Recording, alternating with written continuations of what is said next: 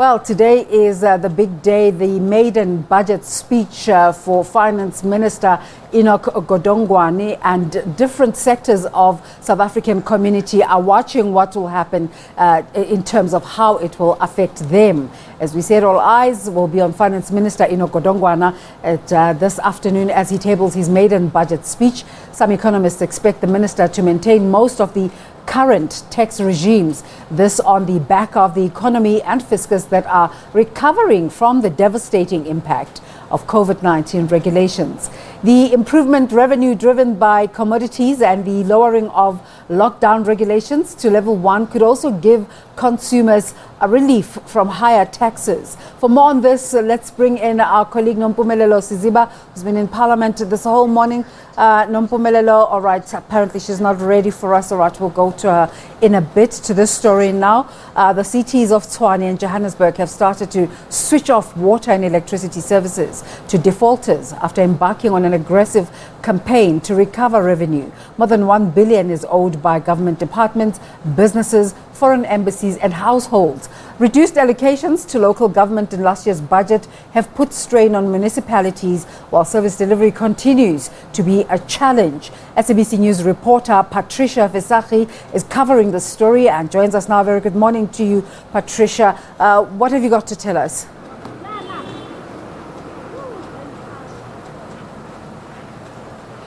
Good morning, Desiree, and of course to our viewers. Certainly today we're talking rands and cents, and everybody's eyes are of course on the finance minister to see how exactly is he going to allocate his budget and who gets what piece of that budget. And of course the municipalities, you would understand, being the nerve center of service delivery, they also watching with bated breath. The Tshwane municipality, being one of the biggest metros in the country, also have their eyes set on the budget speech. And as you rightfully put, the Tshwane municipality having embarked on that massive and aggressive campaign to collect revenue that is being owed to it. And right now we're actually standing in front of one of, a building, one of the companies. It is the Northwest Development Corporation, and this particular establishment or entity owes the city of Tshwane about 55 million rand, and apparently after numerous of attempts to try and get the money owed, or at least make some sort of arrangement, they still have not come to the table. And these are some of the challenges that the municipality is, of course, facing. But to tell us more about how the revenue collection campaign has been going, how much money the city has collected in the past 2 weeks, but most importantly, what the expectations are from the budget, I'm now joined by acting city manager, and that is Masiabata Mutlaneng. Thank you so much for joining us. Of course, aggressive campaign. You are literally saying pay back the money as the city of Tshwane. But let's get to just an update. How much have you collected in the past 2 weeks? Good morning, Patricia, and of course to the listeners. So currently we're sitting at around 700 million, including all the arrangements that have been made. It's both cash in account and what they've planned. So of course, the arrangement means that it's because now a contract with us. Though if you fail to fulfill those payment arrangements, it therefore means you are failing on the contract with the city. So we are counting that as part of what we've collected in this past period. And the money owed to the city, if I'm correct, was 17 billion rand. Absolutely, yes. The money that was owed to the city was 17 billion rands, and I think if you were to take the current account, it has even increased a little bit more.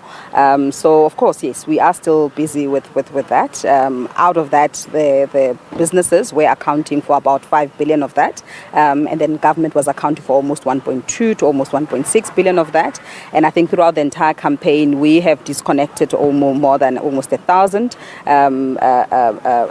our customers and clients, which was the range of about 523 3 or so to the businesses, and the difference was those within government departments. But even then, it was not necessarily us going out to government. It was largely the departments, the leases of those business people that they had given those leases to the specific government departments. So where we are now and where we are standing, I was here last week Friday when we came and disconnected the water supply for the Northwest Development Corporation.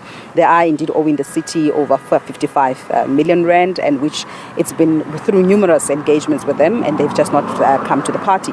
But what is even said is just to really indicate that having disconnected, they've actually connected themselves. So the valve that we had actually removed from the meter, they've gone ahead and they've connected. So what that means is that that's then the attitude of various businesses. Isn't that illegal? It is extremely illegal. It is actually a criminal act, and there is definitely a fine to that effect. And as we speak now, we've actually just called, as we are coming here, we've requested our law enforcement team to be available so that they can come and be able to speak to this effect. So it's an additional amount that will certainly be fined to the Northwest Development Corporation. And how many similar acts have you picked up since you started this campaign of people who simply just go and reconnect themselves?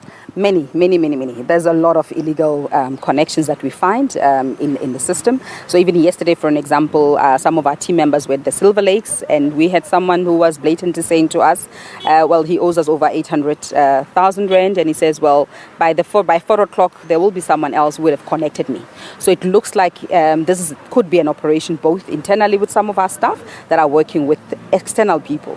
So we definitely are working on this. We are investigating thoroughly on this one, and certainly serious measures are going to be put in place to make sure that those that are found to have transgressed and illegally connected all of these suppliers and consumers are definitely going to go to book. Now, the city of Tshwane has been going through a lot of financial constraint.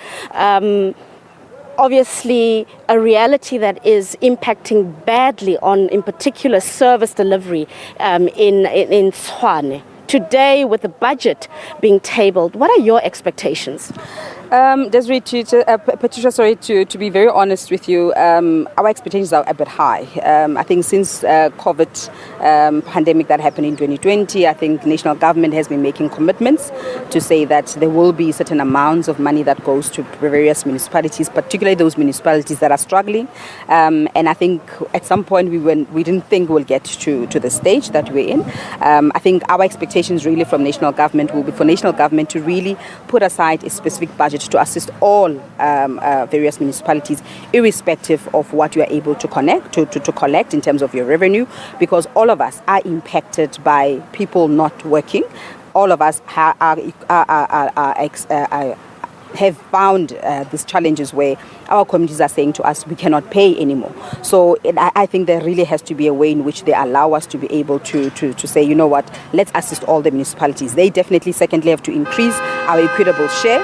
As they go out to look for money outside the country, they should also be able to put aside a specific budget that will then assist the municipalities and increase our equitable share. And I think for me, thirdly, the only way that we can be able to bring back economic development and economic growth in our cities, it will definitely be for us to invest in the infrastructure projects. And I think the national government has to really come in onto that part where they assist municipalities to at least assist with the infrastructure to increase revenue. So increase in revenue would be anything that speaks to electricity infrastructure, anything that speaks to water infrastructure. I think these are the two critical areas where they really need to be able to assist us. Okay, and just another one, infrastructure development. It seems like there's a lot of frustration, in particular in the townships where there is projects that were left incomplete or have collapsed. We just come from Mabupani, where the contractor abandoned the project, where that particular community, they've been struggling for years with the poor road conditions. It's so bad currently because of the flood season. Some of the people can't move their cars in or out of their homes. Some actually have, flooding in their homes where everything is destroyed. So in terms of infrastructure development, I'm using that as a case study, but there are so many incidents, so many stories that we know around Tshwane, Amanskral as well being another area. What are your expectations in terms of to those needs? Yes.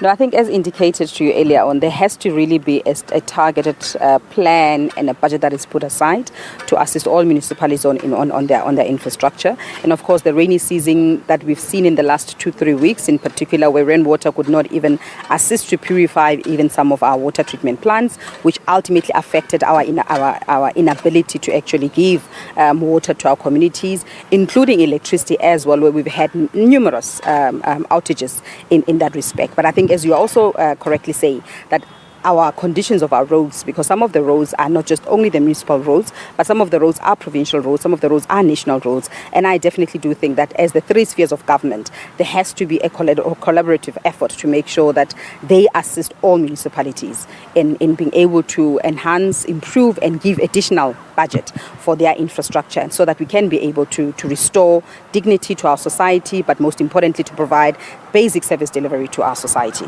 Talk about the relationship between the national government and, of course, municipal level.